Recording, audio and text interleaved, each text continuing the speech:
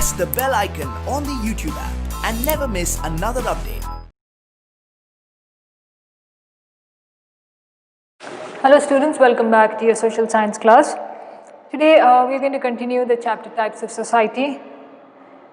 We stopped at something that we discussed on agricultural and rural society.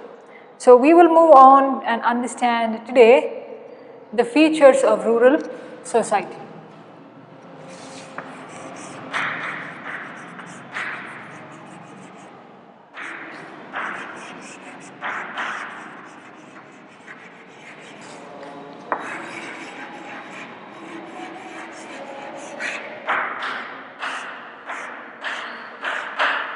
Features of rural society is what we are going to discuss in today's class.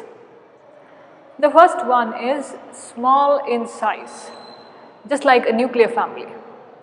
What is it? It's small in size because the community that is spread there in the villages is very restricted to a certain place.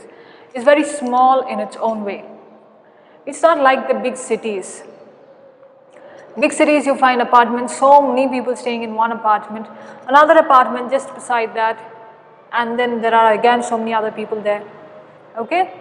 But in the villages, very rarely do apartments are there, one or two in the towns maybe, but if you go interior into a proper village, you will never find an apartment. That only is very prominent in the cities. Villages, there are one houses each, and it's a very small group. Maybe some forest behind them, or their agricultural land beside their house. Maybe one house is here, another house is another kilometer away.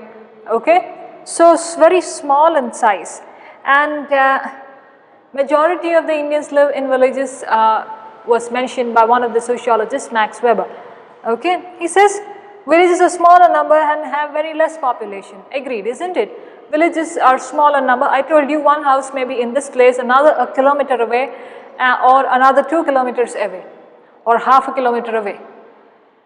But not as in the city. Cities, it's very nearby to each other.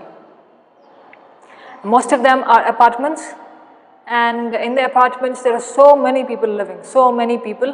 It's like 4 villages in one apartment, 4 or 5 villages in one apartment. Okay, but in the villages maybe 5 people in one house, 6 people in one house, or 3 people, 4 people, hum never. Alright, so that is why it is small in size. The next one is influence of primary and family relationships. Now, because the village is nearby, or because the people there are less, their relationships are also very strong.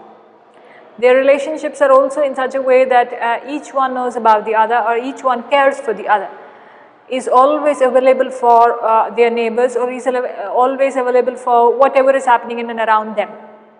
Alright? Now these have to be termed to be something called as primary relationships. Now our primary relationships can be in the family. A very close contact to your family members. That's primary relationships. Rest, everything that's coming in and around us, like if you know somebody from the third person, then that's a secondary relationship. Okay, that's a secondary relationship. Now, when we look at people in the villages, or when we look at everything that's happening in and around in the villages, then you can see there is a different kind of bonding there. People feel that they belong to one family. If you have gone and noticed, they celebrate festivals together, they eat at each other's house, they are loving and caring, they are always invited to the other house, sometimes uninvited also gone because it's considered as a family. Okay, children often are in each other's houses. They may be spending some time in each other's houses. So they feel that sense of connection there because of the primary relationship that they share, and because of the friendship that is there. The love and friendship that they share is not found in the cities that is there. Because cities have a different way of life, whereas the villages have an exactly opposite kind of life that they share. So this is what is called as primary and family relationships. They stay like a family, and when they stay like a family, it is to be termed as a primary relationship. Alright, next is simple economic life.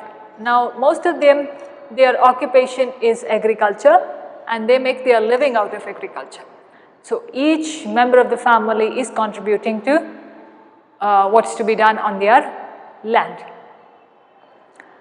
From the scratch till the end product, each one of the family member is contributing in his or her own way that they have to do. Now, our way of agriculture is through seasons, and a certain, now if we take Karnataka itself, what is grown basically in the south will not be grown in the north. So then there is an exchange of goods there, exchange of your crops there. Okay, North Karnataka may be growing there a different kind of crops because of the climatic conditions. The southern Karnataka there, in the south they may do a different kind of crop because their atmosphere or climate is a little different. Then, now rural life is very simple.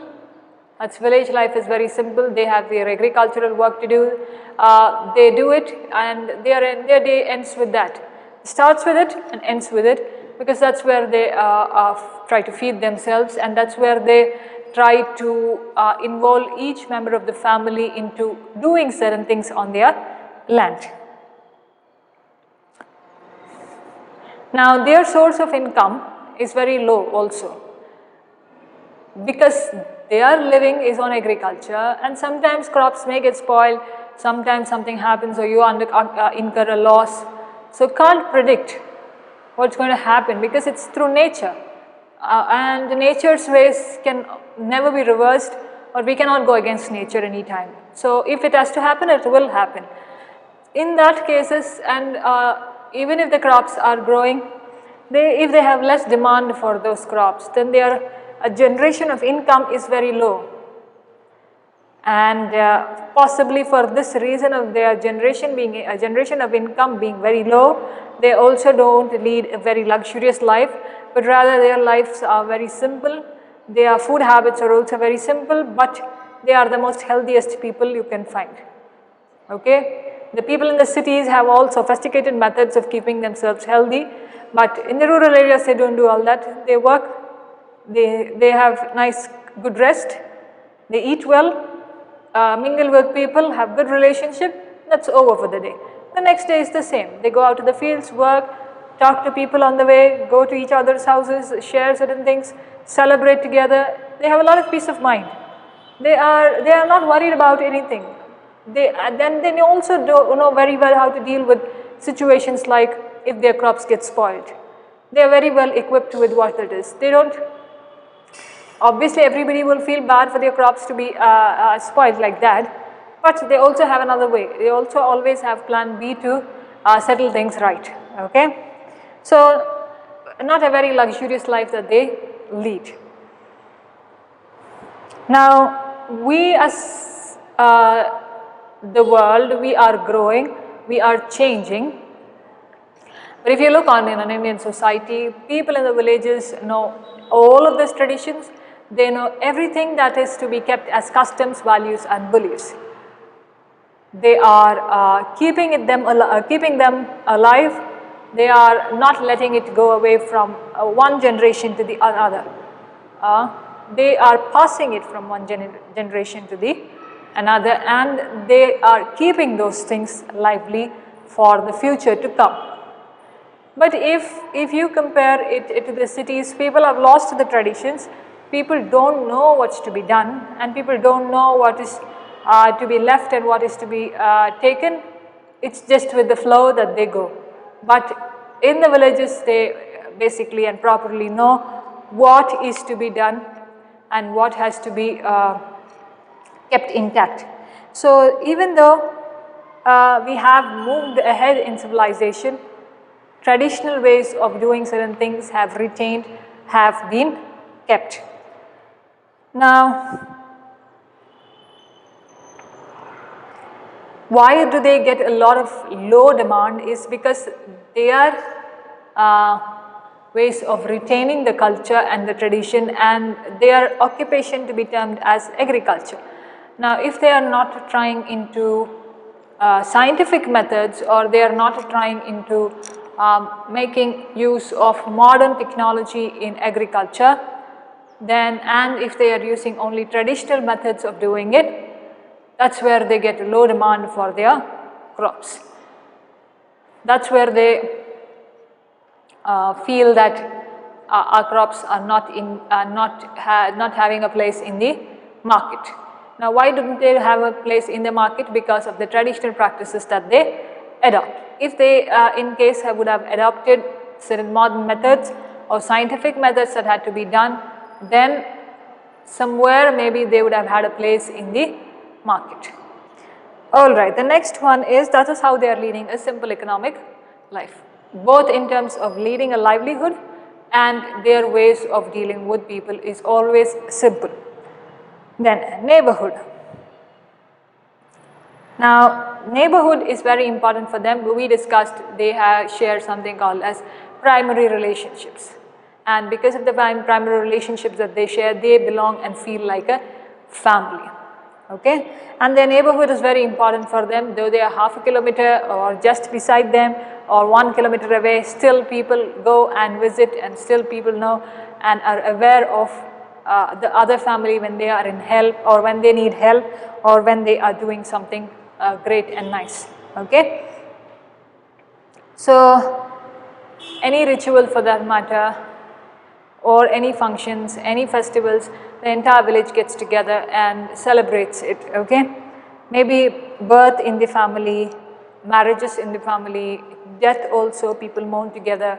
Everything has become, now the next house also becomes a part of my house or somebody else's house. So what is happening in their house will also affect us, or what's happening in my house will also affect them. Okay, so that's how. In Karnataka, the neighborhood is called as Keri or Oni, and in Maharashtra it is called as Wad.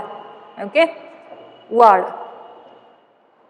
Now we'll see the different systems that are there in agriculture, that is the structure of the agricultural society.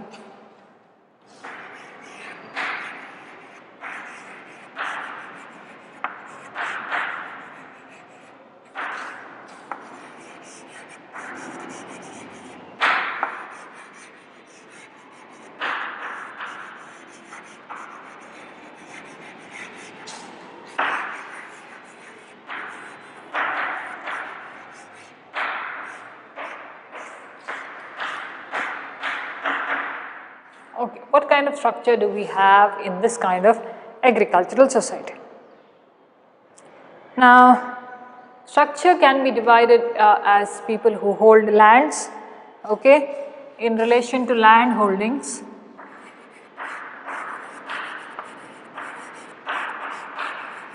That is, there may be a person who is a landlord, who owns the land.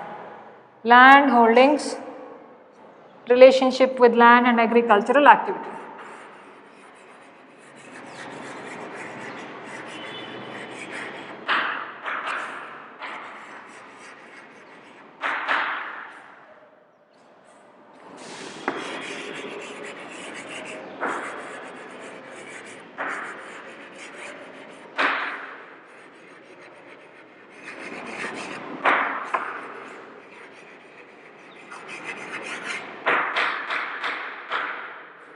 Okay.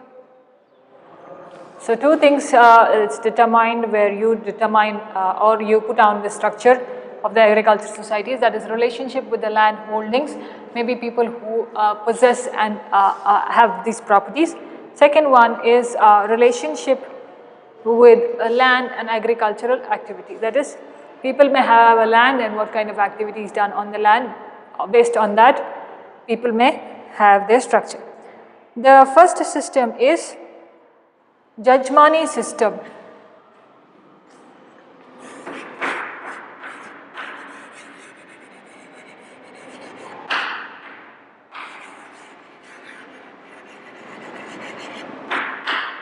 Okay, Jajmani system. That's the first system. Now Jajmani and caste system were like similar once upon a time. Now Jajmani system, at that time when caste and Jajmani was something called as similar, Jajmani system was like how people lead their socio-economic life, how they are in the society, what kind of economic values that they have. So socio-economic life. Now in this, because Jajmani and caste system are working together, caste system, in the caste system, one particular caste depended on the other caste for survival. That is, maybe lower caste people depended on the higher caste for survival. But another way, it can be one caste depending on the other. Now when they depended on each other, that is one caste depended on each other, they learned cooperation, and this dependency, that is being dependent on each other, okay, they learned that we must stay together. Now in Jajmani system there were two major classes. One is the serving class, that is who serve for the others. Another is the served class, that is, now if it's like a king and his servant. So the serving class is the servant, the served class is the king. So two classes in Jajmani system, serving class and served class. Serving class will work, served class will take the work that is done by the serving class. Alright, served and serving.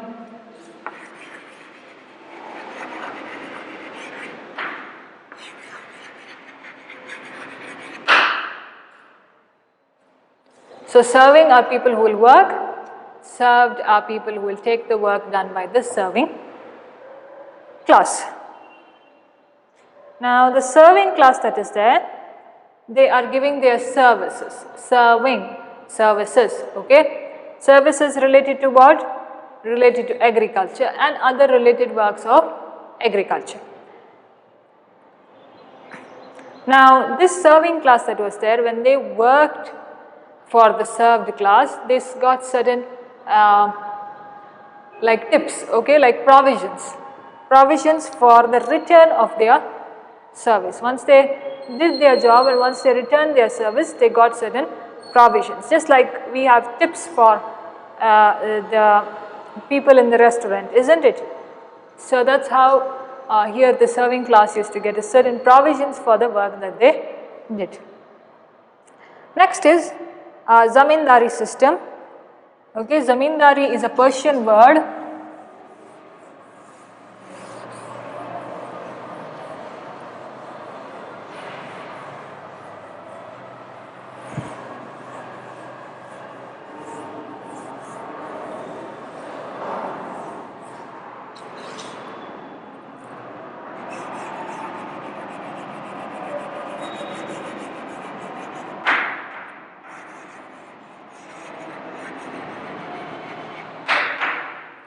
Okay, Zamindari is a Persian word.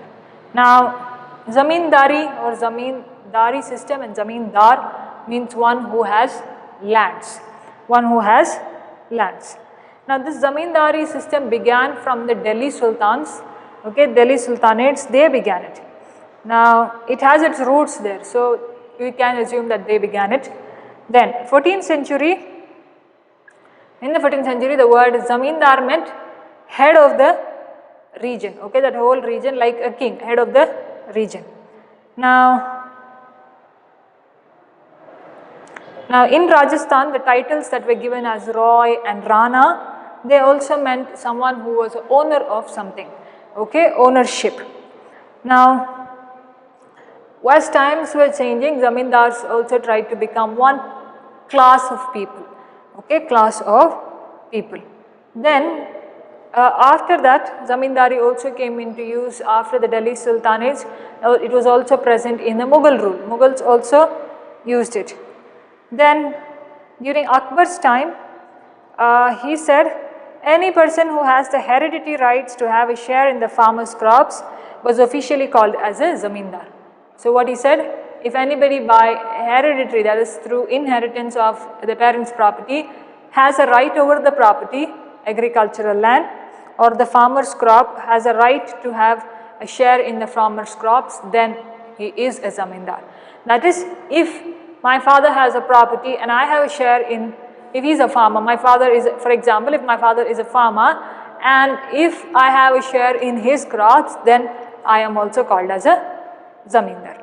So whoever has an inheritance like that. Now if my grandfather had, then father had, then I have, somebody has, okay, whoever is counted like that would be counted as a zamindar.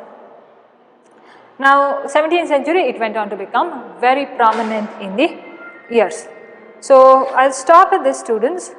In the next class we will deal with Raitwari, Malwari, tenancy system, and then we will move on to the urban society. Thank you very much for listening.